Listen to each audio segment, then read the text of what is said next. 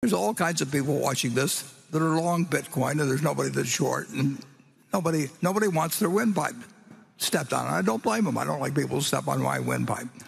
But I would say this, that if the people in this room owned all of the farmland in the United States, and you offered me a 1% interest in it, and you said, for a 1% interest in all the farmland in the United States, hey, it's this bargain price, $25 billion. I'll write you a check this afternoon, $25 billion, now I own 1% of the farmland. If you tell me you own 1% of the apartment houses in the United States, and you offer me a 1% interest, so I'll have a 1% interest in all the apartment houses in the country, and you want whatever it may be for another $25 billion or something, I'll write you a check. It's very simple. Now, if you told me you owned all of the Bitcoin in the world, and you offered it to me for $25, I wouldn't take it, because what would I do with it? I have to sell it back to you one way or another. I mean, maybe I have the same people, but it isn't going to do anything. The apartments are going to produce rental, and the farms are going to produce food. And if I've got all the Bitcoin, I'm back where whatever his name was, who may or may not have existed, was 15 years ago. If I've got it all, he could create a mystery about it. But everybody knows what I'm like. I mean, so if I'm trying to get rid of it, people will say, well, why should I buy some Bitcoin from you? I mean, why don't you call it Buffett coin? Make your own or something. What? Do something. But I'm not going to give you anything for it.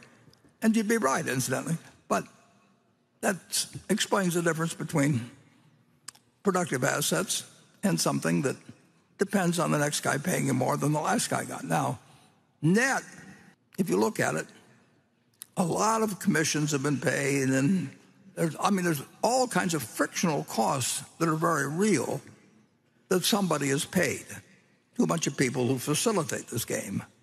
But whatever one group of the public has taken out, or one group of owners, has come in from other people. I mean, other people have entered the room and they move money around, but there's no more money in the room. It just changed hands with a lot of maybe fraud and costs involved, and a whole bunch of things. You lose, you forget the numbers or forget the equation. You can do that with a lot of things. I mean, it's been done throughout history.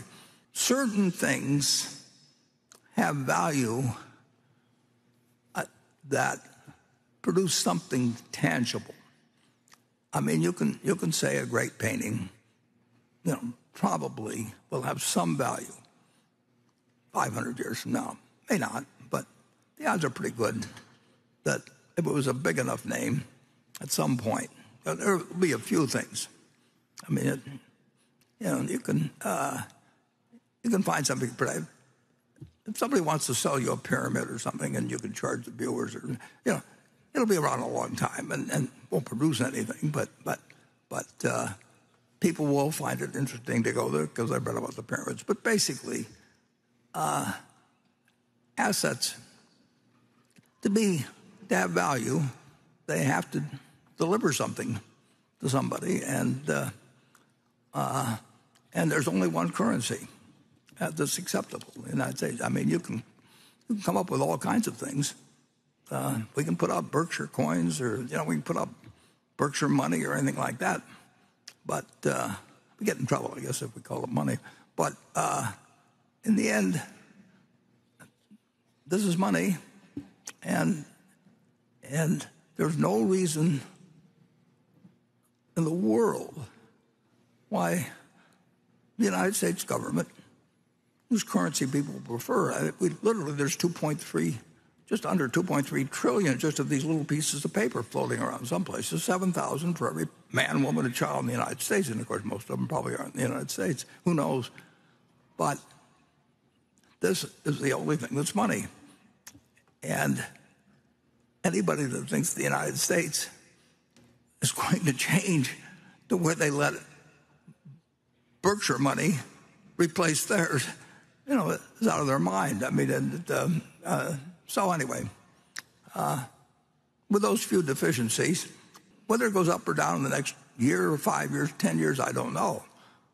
But the one thing I'm pretty sure of is that it doesn't multiply, it doesn't produce anything.